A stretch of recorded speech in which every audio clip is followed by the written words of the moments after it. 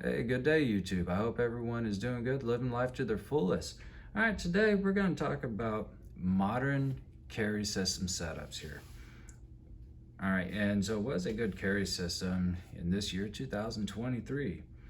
It's something that we can use 24/7, day or night, no matter what type of location we're in, uh, whether it's well lit or dark. All right, so let's rip off the hard part of this review, the financial band-aid talk.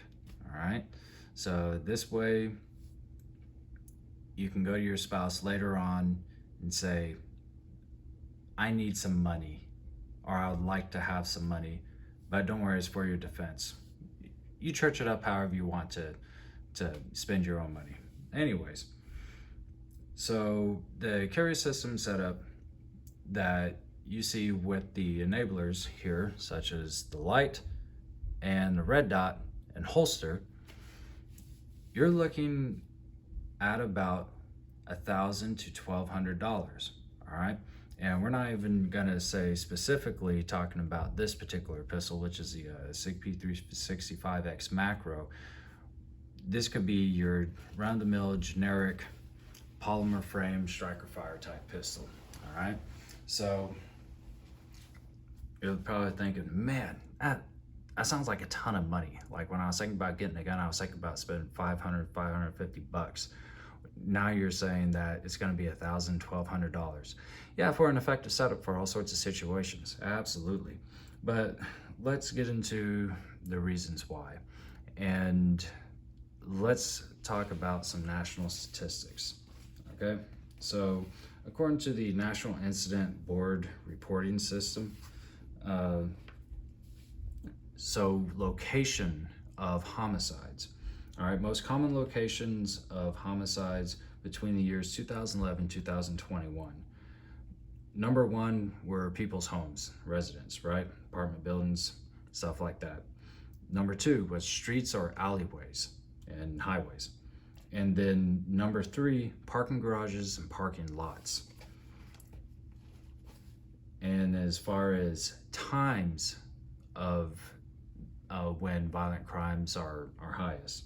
So in 2018, they had some statistics for violent crimes. And this also includes homicide, but also includes stuff like sexual assault and aggravated assault. All right, so midnight to 1 a.m. was the highest as far as number of incidents reported during that time frame. Next is noon, and then between the hours of 5 p.m. and 9 p.m. All right, so basically midnight to 1, which nothing good happens at that time. Noon, so that's around people's lunchtime. And then when you get home and when you're thinking about going to dinner. All right, and then the PM hours, there was almost twice as many violent crimes committed in the PM hours as there were in the AM hours. All right, so hence the reason we're going to be talking about lights so heavily today. All right, a lot of people talk about them, but I think I can bring up certain things that may have been mentioned before, but maybe some other things that haven't been, at least all in one take. All right, so lights. Let's get to the reason why. They help shine on dark places. They help you see in the dark. How about that? They help you identify a threat, all right? Positively ID somebody, right? PID. So if there is a threat, number one, you want to see who it is, what they're doing, and what they have in their hands, all right? If they have a gun or weapon in their hands, well, that's something to deal with. If they don't, maybe it can go a different way. Maybe if they see that you're in a more advantageous position than them, then they will probably want to just run away. And guess what? If that happens, hey, good for you. That's awesome. Call up the police, report it, let them do their job, and guess what? You didn't have to fire a shot, so good on you. Probably don't have to go to court for anything, no legal fees, no issues. And so when it also comes to positively identifying somebody, could be a family member, worst thing you could ever do is get scared being in the dark. You think it's some type of robber or whatever. You don't positively ID, and then all of a sudden it's a family member that's dead when that could have been easily avoided if you decide not to cheap out on the weapon light. And yes, I'm gonna start putting the onus of taking a little bit of responsibility to put enablers on your stuff on you, all right? Because I do it on me. All right, with that being said, what type of brands do I consider putting on my personal weapons? It's going to either be a Surefire or a Streamlight. Why? Because I've used both of them professionally and personally in the past, and they have worked out quite well for me. The one you see on here is a Streamlight TLR7 sub, and it fits well up onto this P365X macro, and I like it for a few different reasons. Number one, it is easy to actuate. All right, so I could either actuate with just one hand or with two hands with my support hand.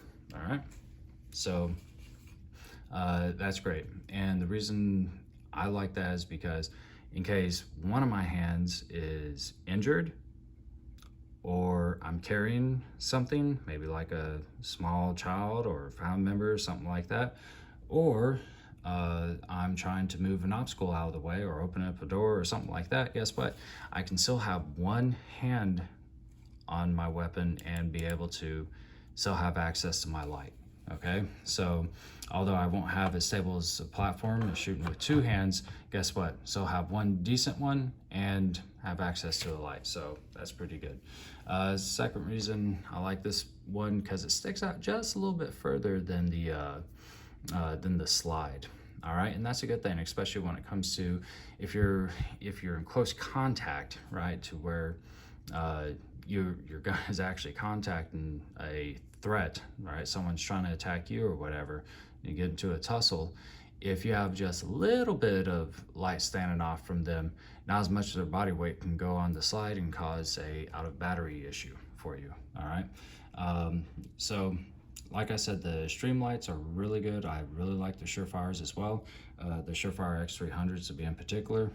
However, those are for a little bit bigger platform guns than this thing, like Glock 19s, Glock 17s, you know, and other similar sized guns. I'm gonna say Glock just because everyone knows that type of reference, and we don't have to really go through each and every brand, make, and model.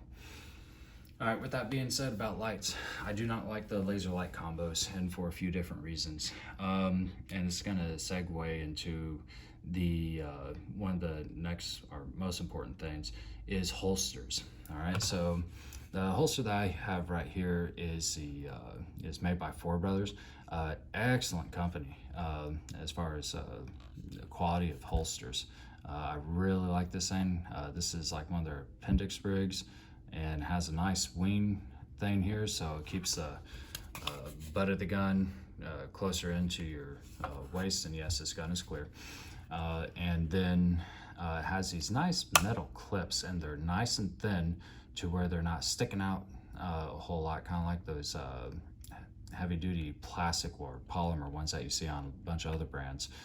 So this holster is really nice, and I can reinsert or reholster the weapon pretty easily with this too, to where I don't have to fumble around a whole heck of a lot with it. It has really good weapon retention. So so I like this brand for this particular platform. However, when it comes to different holster companies, hey, go with whatever works with your platform, man. Like if you have a Glock or something like that, you know, look at what Bravo Company Concealment or Bravo Concealment, T-Rex Arms. I mean, there's just a ton of them out there, okay? But look at a weapon light and match it up with, you know, with a good holster, all right? So if you have a platform, hey, look up the holsters, do drop-down menus, see what type of models they have to accommodate certain lights. And when it comes to lasers, you are going to limit yourself even further. Another thing with lasers is you're going to stay laser focused and not threat focused, and that's if you even well, I say you, but let's just say a lot of people, when they put their laser light combos on there, they don't even take the time to zero in their lasers, from what I've seen. And they take too much time trying to pay attention to where the laser is versus just putting it on the target or on the threat. They're not threat focused. And so getting into the red dots, that's what red dots actually help you do. With that nice clear window, you can say threat focused and your dot just overlays onto the threat, all right, with your weapon already trained up on that individual. So it helps save you time, and actually really helps at distance as well.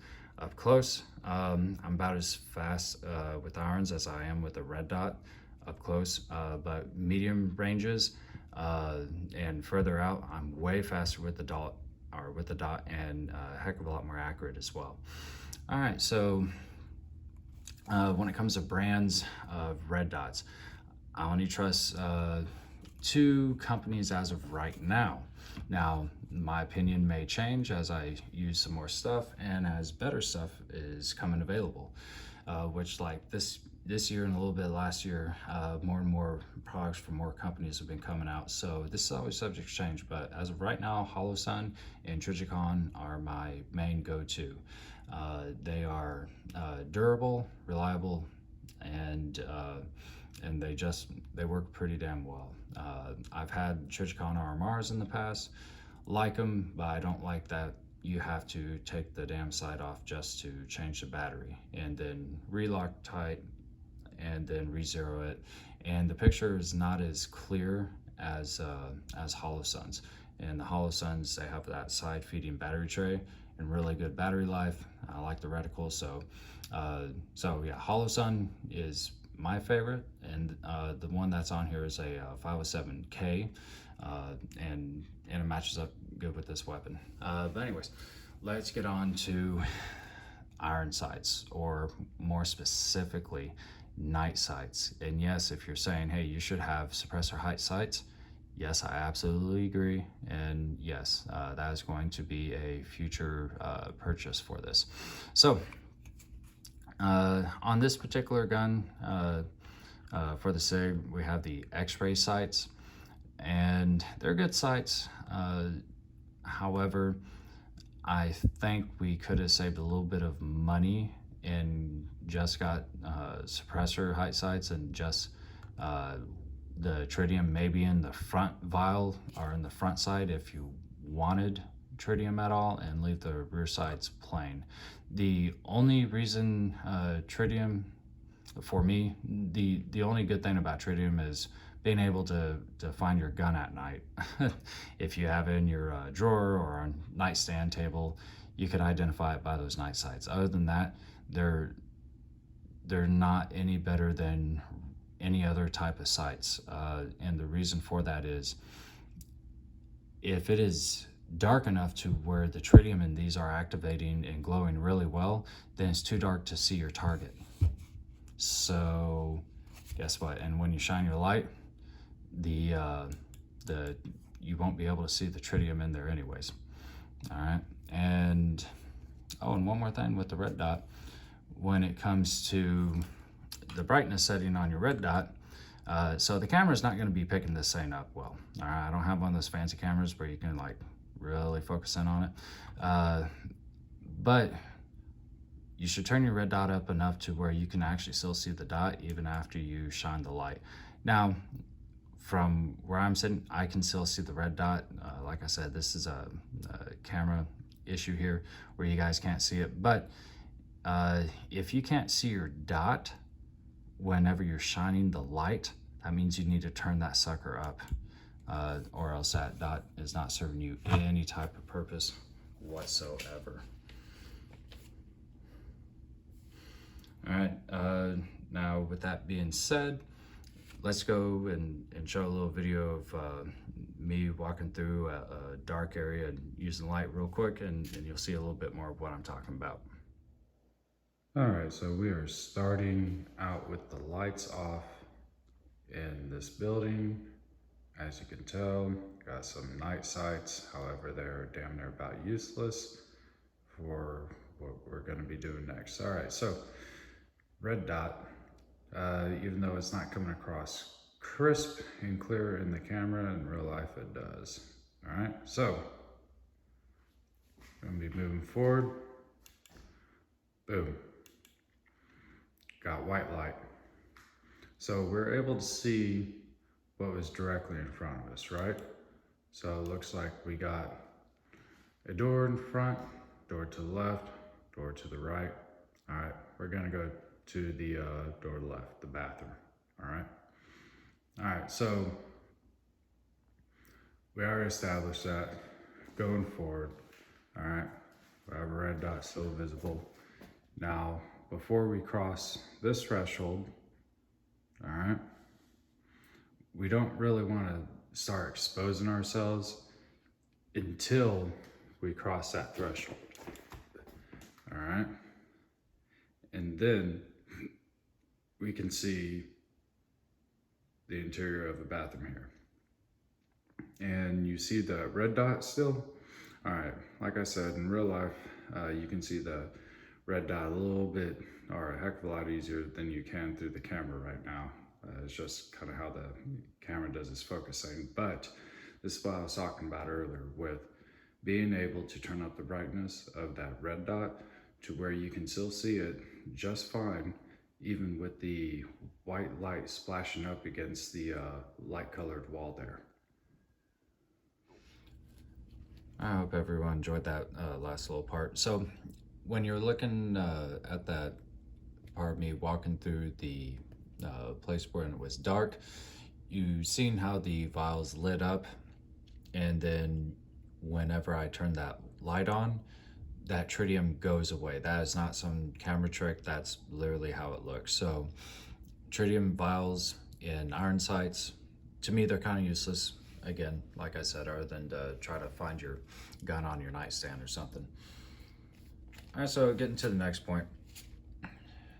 Just because other people haven't had to use weapon mounted lights, red dots, or anything like that does not mean that you may not have to. Just because somebody's war story does not match up to what is possible doesn't mean you should not make the investment to be a little bit more prepared. All right. Like I said, the onus is on you. If it worked out for them, great. Hey, happy meal, good on them. But you may not be placed in that same position. Next point, take a low light class. Everything I'm saying, hey, this is just good food for thought, and we can LARP around our house all day long. And you know, if you don't have money for training, okay, you know, at least go around your house with a white light and unloaded weapon, and you know, just think about certain situations. That's cool. But take a low light class. It is so eye-opening. It's not even funny. I've taken a few of them for work, and it really helps identify your strong points and your weak points as far as a shooter, and methodology as far as your current setup. All right, it is well worth the money to go and become a better shooter. Now, enablers, they do cost money. Like I said, this setup, it's expensive. This Holosun sight, it was just around 300, maybe a little bit under. I forgot how much this light was. It was probably about somewhere between 120, 150, something like that. And some of the bigger ones, they cost around, you know, somewhere around 175, 200, and the Surefire X300s I was talking about, those things are like $300. All right. So yes, they are expensive. However, and of course, a good holster like this holster, I think it was about $70, maybe $80. You know, for a good one to accommodate my pistol with the enablers I have on it. All right, this whole setup, the whole system, it is expensive. All right, yeah, I could have got a cheaper holster and run a slick gun, but then I can't really fight at night. All right, so that's an issue for me, and that's a no-go. So yes, I'm gonna pay more money, and it is more expensive. However, before you start thinking, man, screw that, I'm gonna start cheaping out. Do you know what's more expensive than this system? How about lawyer fees for a manslaughter charge, murder charge, or something? Bail alone is going to be a hell of a price, let alone retainer fee for a lawyer, court fees, devastation of possibly shooting somebody in the dark when you didn't have to, and funerals. You know, not being able to see something and you or a loved one gets hurt by a threat, somebody meaning to do you guys harm, because you didn't have the ability, because you didn't have the enablers or the equipment to actually stop something. So really think about, some things are not as expensive as you make them out to be. Like I said, the light, if you don't want to run red dots, hey, that's cool. All right, I'm not gonna preach to you to say you're wrong if you're using iron sights. Hey, iron sights are good too. I think red dots are just a little bit better, but you can use iron sights. But a light is absolutely mandatory. So save back another paycheck or two. All right, try to find the deals where you can. And if you're one of these guys that has, I don't know, like 5 or 6 different handguns, but none of them are really equipped to actually deal with anything 24/7. Hey, I'm all about having your collections and everything, but how about you get a really good gun that can work for you instead of having multiple ones that are limited in certain situations. Plus, you can only fight with one gun at a time. So if you're one of those people, this is something to kind of think about. All right, because I have my guns not for show, even though I am showing them on YouTube, but I just want to get a talking point discussion started. The whole reason I'm doing up this channel, doing these videos, is to put information out there for good people to be able to defend themselves well, and also for law enforcement. All right, not all law enforcement departments are highly equipped and send their guys through the best training and everything. I mean, I see a lot of them running slick guns, and some they had really good training, and others not as much. It just kind of depends which department, how much funding, and everything else. But what I really like to do is put this information out there for you guys to just absorb some of it. I'm not the only channel that's been talking about this stuff. There's tons of really good ones, and yeah, watch them all. However, what I really appreciate if you guys did would be like and subscribe, and start putting some of your ideas in the comments. All right, this is Thinking Person's game. All right, if you have questions or something, ask down there in the comments. All right, let's get a community growing here, and get some thoughts generated, because there's a difference between people that want to just, I don't know, have their ego stroked and be like, I don't know, some type of Steven Seagal LARPer in life. And then there's other people that are truly looking for good information, and people that are out there that actually have used weapons in defense and everything, and that have actually had the time and training and have some good information put out there. So let's all be contributors to this. Put the comments in there, and hey, you guys be safe out there. And remember, nothing I said here was of legal advice, maybe some common sense, and I would highly encourage, if you have any questions about, certain laws in your particular state, because not all states have castle doctrines, please seek out that advice from a qualified lawyer, and think about what your options are as far as protecting yourself, your family, and how you should carry. All right, guys. Well, hey, you have a good one. God bless.